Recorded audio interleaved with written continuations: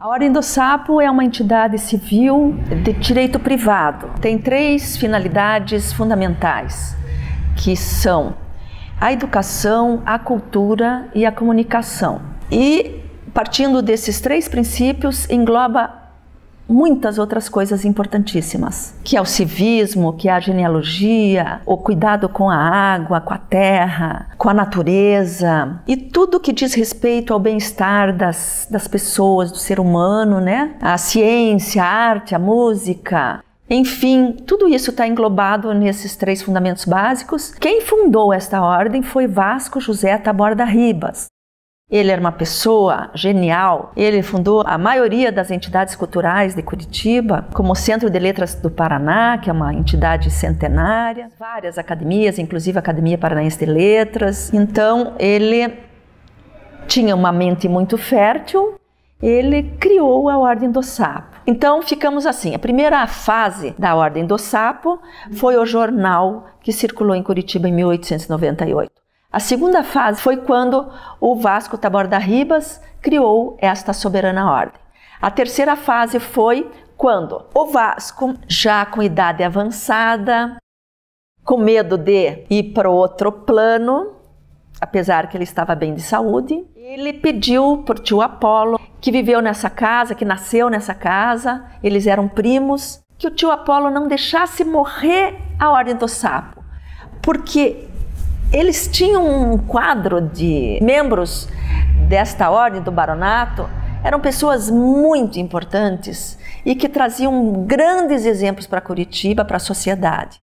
Então, ele pediu para o tio Apolo que não deixasse morrer a Ordem do Sapo. E assim, quando ele faleceu, ele foi velado lá no Centro de Letras do Paraná, de fraque. É importante dizer porque eu acho que nunca ninguém viu uma pessoa ser enterrada de fraque. Ele era um nobre, ele tinha o visual dele, ele andava sempre, ele tinha um cabelo branco, comprido, vinha até o ombro assim, como um poeta, um chapéu, uma cartola, uma bengala, sempre de terno.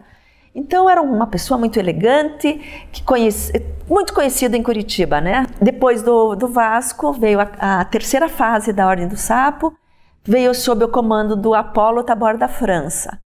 O tio Apolo, então, reconstituiu toda a ordem, refez todo o histórico, tudo que tinha acontecido até então, uma retrospectiva, deixou tudo por escrito e me colocou como chanceler, porque eu não disse ainda, mas esta ordem, ela emite títulos de barões e baronesas, aqueles membros que ingressam e dão o nome do título com o nome que a pessoa se identifica, né? Eu, no caso, sou baronesa da Vista Alegre, porque eu moro na Vista Alegre há mais de 30 anos. O tio Apolo era o barão do Tatuquara e após a saída dele, quando ele pediu a demissão do cargo para me compor no quadro do comando, ele ganhou o título de conde do Tatuquara, assim como o Vasco.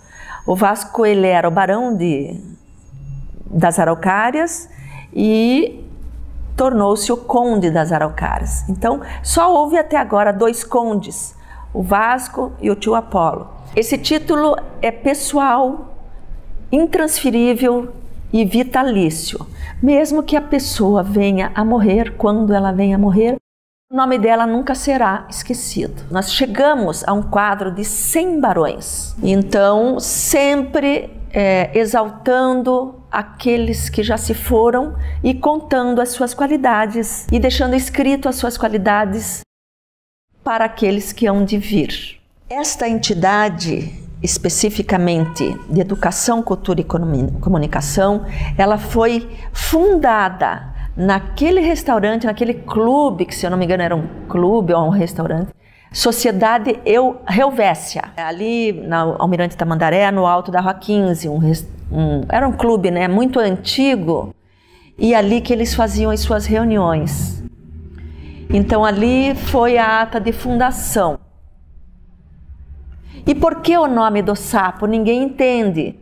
Porque todo curitibano é um sapo, porque Curitiba foi fundada em cima de um grande banhado. Aqui, por exemplo, Piraquara, próximo, município próximo, está localizada em cima de um dos maiores aquíferos aquíferos do mundo.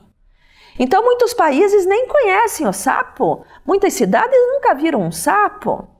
E Curitiba era a terra dos sapos. Eu me lembro, em criança, a gente, no centro de Curitiba aqui, tinha muito sapo. A gente atravessava a rua, a gente via o sapo, pulava por cima do sapo. E o sapo era um batráquio conhecido. Hoje, nem todos já viram um sapo, né? Crianças principalmente, muitas nunca viram um sapo. Então, o nosso barão de Curitiba, que é o Gerard Rajar, ele diz que todo curitibano é um sapo. Por exemplo, na Praça Rui Barbosa, não se chamava, obviamente, em 1898, Praça Rui Barbosa. Ela se chamava o Charco dos Sapos. Então, essa é a história que a gente traz, né, para o momento de hoje, né, 116 anos depois da fundação do jornal, quando o tio Apolo decidiu que ele queria me passar a presidência. Eu, como chanceler, tive a honra, né, de aceitar e estou no comando neste momento, junto com uma diretoria que é maravilhosa. Então, essa diretoria é composta não pelos nomes comuns, né? Presidente, secretário, tesoureiro, não. Esta ordem, ela é grão-mestre, presidente, vice-presidente, chanceler, secretário, cartulário, tesoureiro, ecônomo, relações públicas, arautos, e depois temos o conselho fiscal. Então, assim é composto o quadro de diretoria. Pessoas todas muito cultas e que dão muito valor à cultura. A cultura, o civismo, a arte, as ciências e tudo que engloba aquilo que empurra o ser humano para frente.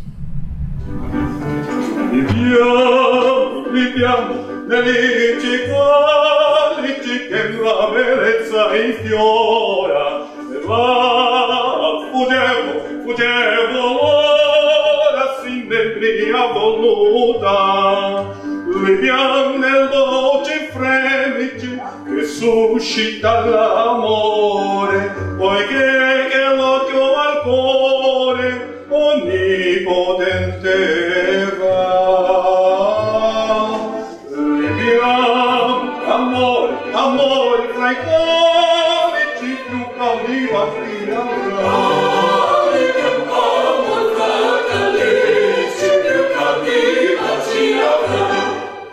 Trovo, mi saprò di vendere il tempo mio gioco.